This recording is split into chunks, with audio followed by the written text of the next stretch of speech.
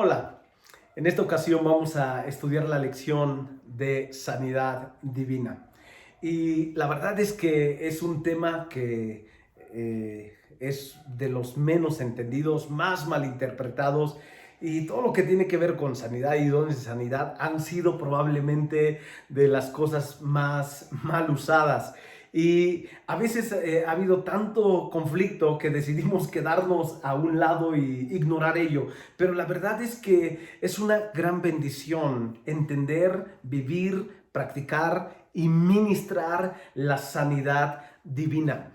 ¿Para quién es la sanidad divina? La sanidad es para todos los que somos hijos de Dios. Jesucristo, hablando con la mujer sirofenicia, le dijo: no está bien dar el pan de los hijos a los perrillos, hablando de la sanidad. O sea, la sanidad para ti y para mí, como hijos de Dios, nos pertenece. Es el pan que el Señor ha puesto para nosotros sobre la mesa. Entonces, la sanidad es para todos los que somos hijos de Dios. Ahora, tenemos que entender si la enfermedad es una bendición o es una maldición. ¿Por qué? Porque de esa respuesta va a depender la actitud que tomemos hacia la enfermedad. Si estoy enfermo y creo que la enfermedad es una bendición que Dios envía, entonces no voy a orar para que Dios me sane, ni voy a orar por otros. Y entonces vamos a estar afligidos, vamos a estar oprimidos y obviamente el enemigo habrá robado nuestro gozo. Deuteronomio 28 nos dice claramente que la enfermedad, igual que el pecado, son una maldición. La enfermedad entró en el mundo por la desobediencia de Adán, de un solo hombre, y por medio de un solo hombre el pecado entró en el mundo, y por medio del pecado entró la muerte, así como la muerte pasó a toda la humanidad porque todos pecaron, lo dice Romanos capítulo 5 verso 12. Entonces necesitamos entender que el pecado es una maldición, la enfermedad es una consecuencia, la muerte son consecuencias del pecado. Entonces ni el pecado, ni la muerte, ni la enfermedad son una bendición, son una maldición. Entonces tenemos que entender lo que Gálatas 3:13 dice: Cristo nos rescató de la maldición de la ley al hacerse maldición por nosotros, pues escrito está: maldito el que es colgado en un madero.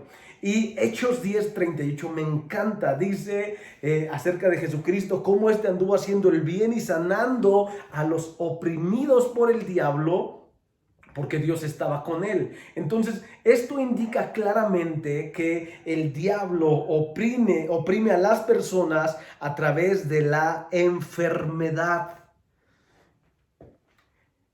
Nos roba obviamente tiempo, economía y el gozo de Dios en nuestras vidas. Hay algunas personas que creen que la enfermedad es un medio a través del cual Dios trata con nosotros y que Dios envía enfermedades para su gloria. La única enfermedad que Dios es glorificado es en la enfermedad que es sanada. Y tenemos que entender cómo Dios trata. Dios no trata enviándonos enfermedades, porque Dios no puede hacer eso. Dios no, en Él no está el hacer el mal a la gente. Entonces, Dios aprovecha los momentos de quebranto y dolor para hacer cosas en nuestra vida, pero Él no envía la enfermedad. De hecho, Él sana la enfermedad. La sanidad viene a nosotros a través de la obra que Jesucristo hizo en la cruz del Calvario en favor de nosotros. Isaías capítulo 53, versos 4 y 5 dice así: ciertamente llevó él nuestras enfermedades y sufrió nuestros dolores, y nosotros le tuvimos por azotado, por herido de Dios y abatido. Mas él herido fue por nuestras rebeliones, molido por nuestros pecados. El castigo de nuestra paz fue sobre él, y por su herida fuimos nosotros curados. Recuerdo perfectamente Cuando yo cambié mi manera de orar por los enfermos, yo oraba, Señor, si es tu voluntad sanarle, sánale. Y un día el Señor interrumpió mi oración recordando Isaías 53, me preguntó, ¿cuándo? ¿Quién escribió eso? Isaías, ¿cuándo? Hace siglos antes que Cristo viniera. ¿Dónde vives tú? Después, siglos después que Cristo vino. ¿Qué dice Isaías 53, 4 y 5? Que tú llevaste en la cruz nuestras enfermedades, nuestros dolores, y que por tu herida hemos sido nosotros curados. Y me preguntó, ¿es mi voluntad sanar sí o no? Si moriste hace siglos atrás y moriste por mi sanidad, claro que es tu voluntad sanarme. Cambié mi manera de orar y recuerdo ese día estaba orando por una mujer que tenía cáncer. Dios la sanó. Entonces, la obra de Jesucristo en la cruz, no hay que hacer algo más, simplemente creer que esa obra perfecta, completa y eterna tiene el poder no solamente de perdonarnos, sino de sanarnos. De hecho, la obra de Jesucristo en la cruz es completa porque sana no solamente una parte de nuestro ser, es nuestro espíritu, nuestra alma y nuestro cuerpo. Entonces, Jesucristo se hizo maldición, cargó la enfermedad y por sus heridas hemos sido nosotros sanados. ¿Cómo sanar a los enfermos? Y quiero dar un consejo. Primero, antes de intentar darle la medicina a otros, tómala tú. El hermano Myers me platicó un día que muchos de los grandes evangelistas de la época de los 40, 50 en Estados Unidos murieron enfermos y jóvenes porque creyeron en sanidad para otros, pero no para ellos. Recuerdo perfectamente hace como 10 años yo estaba predicando en una reunión de sanidad. El hermano Wayne estaba ahí, él iba a predicar también. Y cuando yo hice el llamado para sanidad, él pasó y llevó a la hermana Martita al frente para sanidad, porque él dice que él primero quiere tomar la medicina para después poder darla a otros. Y primero pide, si necesitas sanidad, estás enfermo, pide al Señor que se haga este milagro primero en tu vida, que primero tú experimentes la delicia, la bendición de la sanidad de Dios en tu vida y después ministramos a otros. Ahora, con respecto a ministrar a los enfermos, hay muchas maneras de hacerlo. La verdad es que hay una cantidad increíble de maneras de hacerlo y tenemos que ir a la palabra, porque si no vamos a la palabra entonces podemos confundirnos. En Juan capítulo 9 tenemos la historia cuando el Señor sana a este hombre ciego. El Señor escupió en la tierra, hizo un barro y lo untó en sus ojos. ¿Sabes que de ese milagro salieron dos denominaciones, los salivistas y los lodistas? Es porque miraban el método y uno decía, no, es que la saliva tenía las propiedades curativas, y otro decía, no, es que la tierra tenía las propiedades curativas, pero ni era ni la saliva ni era la tierra, era Cristo Jesús, y no era un método sino una persona. Entonces, si nos vamos por un método, a veces nos vamos a confundir. Ahora, por ejemplo, yo sé que hay dones de sanidad y de fe en mi vida para ministrar a la gente. Entonces yo no te voy a pedir que tú hagas lo que yo hago, porque hay cosas tan increíbles que Dios hace.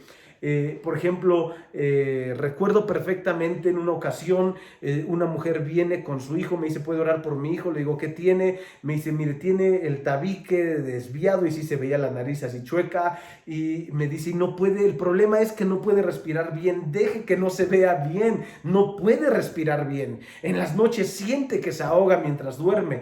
Entonces había un ambiente, la presencia de Dios tan increíble. Esa ocasión yo pongo mis dedos en su nariz y empiezo a orar, pero cuando pongo mis dedos y empiezo a orar, siento su hueso como si fuera plastilina. Y yo empecé a acomodar su hueso.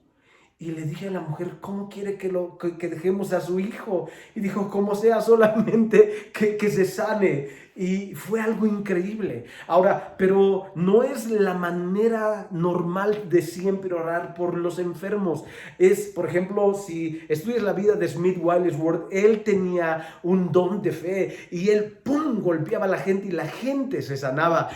Si alguien golpea a otra persona, capaz que la enferma más, y es porque no es el método, sino es la persona de Cristo. Y lo más básico para ti, para la mayor parte de las personas, para ministrar sanidad, si no tienen dones de sanidad, es que ministremos solamente por la oración y por la imposición de manos. La gente que tiene dones de fe o de sanidad, hay una gama completamente diferente de métodos para orar y de las maneras que Dios guía a las personas a orar. Un día estaba ministrando junto con otro hombre que Dios luce en sanidad, y él llamó a las personas que tuvieran problemas en la columna, acostó a una persona en el suelo y pisó sobre ellos, y nada más oyó cómo los huesos tronaron y las personas se levantaron completamente sanas. Pero esa es otra enseñanza para gentes que sí tienen estos dones. Pero tú y yo solamente, la mayor parte de la gente solo necesita orar de acuerdo a la Biblia, orar con imposición de manos. En algunas ocasiones incluye el orar ungiéndoles con aceite. El orar con aceite, el aceite representa al Espíritu Santo. Ahora, si no usamos aceite hoy, no hay problema porque el Espíritu de Dios ya está en nosotros.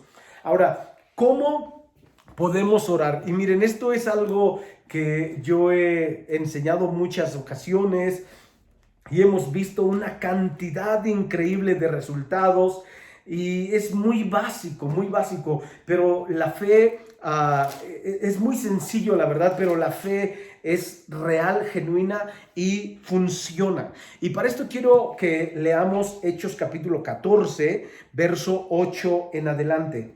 Cierto hombre de Listra estaba sentado, imposibilitado de los pies, cojo de nacimiento, que jamás había caminado. Este oyó hablar a Pablo, el cual, fijando en él sus ojos y viendo que tenía fe para ser sanado, dijo a gran voz: levántate derecho sobre tus pies. Y él brincó y comenzó a caminar. Entonces la gente, viendo lo que Pablo había hecho, alzó la voz diciendo en lengua licanoica: dioses bajo la semejanza de hombres han descendido a nosotros. Y a Bernabé llamaban Júpiter y a Pablo Mercurio, porque este era el que llevaba la palabra. Y me parece que esto obviamente no le hace gracia a Pablo, porque están malinterpretando la fe. Si leemos descuidadamente, pudiéramos decir: ¡wow! ¡Qué ungidote estaba Pablo! Y es verdad, Pablo era un hombre muy ungido, pero lo que estaba pasando ahí era la fe práctica que cada uno de nosotros somos llamados a desarrollar, y es para orar por los enfermos. Miren, tenemos en primer lugar un hombre que está enfermo de toda la vida. Todo el mundo le conoce, obviamente. Pablo llega a ese lugar y comienza a predicar. Ahora, si tú me preguntaras qué predicó Pablo, yo te diría: Pablo predicó Isaías 53. Porque en primera carta a los Corintios, capítulo 2, podemos ver claramente cómo Pablo, hablándole a los corintios cuando empieza una obra nueva, dice: cuando fui a ustedes, me propuse no saber ninguna otra cosa sino a Jesucristo y este crucificado. ¿Qué es Cristo crucificado? Isaías 53. Por sus llagas hemos sido nosotros curados. Entonces, él está predicando el beneficio de Dios de perdón de pecados y de sanidad en los cuerpos. Este hombre que ha estado enfermo toda su vida está sentado y oye.